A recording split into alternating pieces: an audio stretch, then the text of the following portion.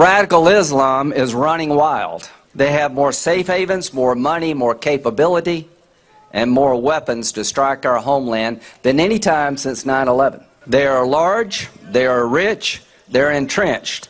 As president, I will make them small, poor, and on the run. All right, ladies and gentlemen, David Horowitz, founder of the David Horowitz Freedom Center, editor of FrontPage magazine, author of the Black Book of the American Left, Volume 4, Islamo-Fascism and the War Against the Jews. Hello, sir. Hello. Good to talk to you. Okay, Lindsey Graham is in. He touted himself as having more foreign policy experience than any other candidate, which may be very true. He's also taken probably one of the toughest lines on radical Islam that I've heard. What do you make of his candidacy? I think Lindsey has done a really good job on foreign policy. Look, the number one issue in the next election has got to be the war that has been declared on us and that we are surrendering in. Obama has surrendered Iraq, he surrendered Afghanistan, he surrendered Yemen, he surrendered Libya, he surrendered Syria. This can only go on so long before these Islamic savages reach our border. Actually, they're already inside America. Before that, we have serious atrocities committed in this country against us by these enemies. And Lindsey Graham has had a very strong voice. I like what Marco Rubio said also before the Council on Foreign Relations on foreign policy. This has got to be the number one issue. It's the issue that will unite Republicans, and it's the issues in which the Democrats have made our country so vulnerable. They betrayed this country.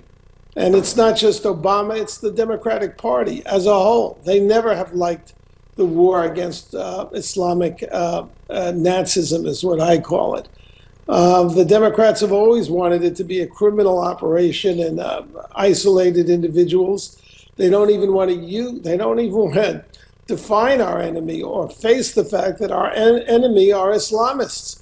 And they derive their motivation and their inspiration and their tactics, like beheading, from the Quran. There's an enormous denial on the left side of the spectrum. And the denial goes into, the spectacle of Hillary Clinton. This woman is a criminal.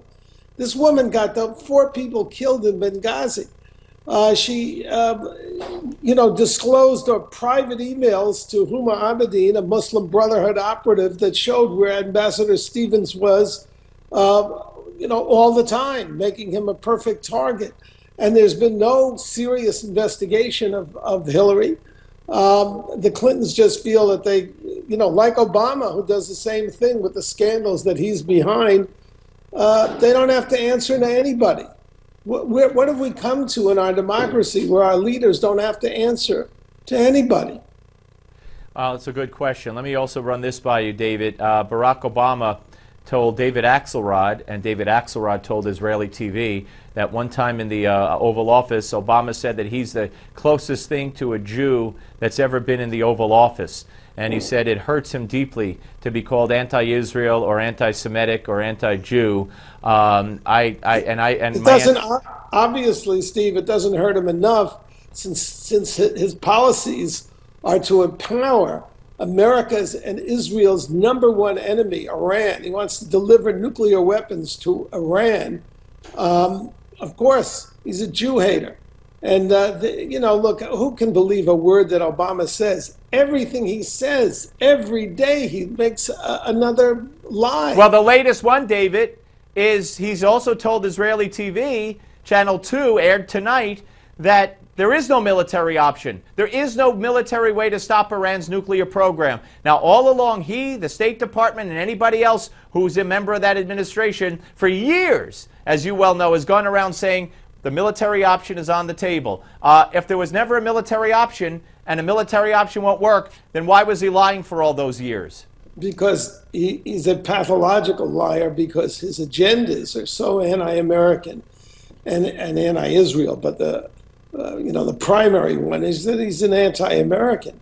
mean, he's also said over and over again in the last week that he's ended the wars. There are no wars. There's a massive war. We just happen to be capitulating in the middle of it in Iraq, and well, the whole Middle East is in flames, and we're in retreat. And what's really depressing is the way that there's no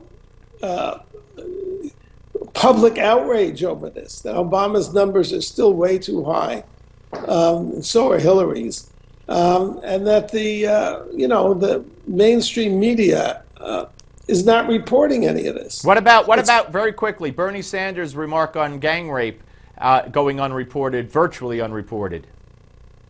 I didn't see that. Gang rape? You see, if you don't know about it, then we got on Friday. Yeah, on Friday, Mother Jones reported that back in the 70s, he published an article. He wrote a piece, got published, that women fantasize about being gang raped by 3 men simultaneously while they're having sex with their spouse. I saw that. Yeah. But much more problematic is where Bernie Sanders stands today. I mean, the Democratic Party is to the left of Hillary, which is far left. No, absolutely. Hey, David, we got to go. Leave it there. As always, my friend, thank you very much. Thank you, Steve. All right, David Horowitz, ladies and gentlemen. No, it's interesting. You know what? I'm going to stop talking about the Sanders thing unless I get Bernie on because, I mean, it's ridiculous. I'm the only one talking about it. We're coming back. Don't go away, folks.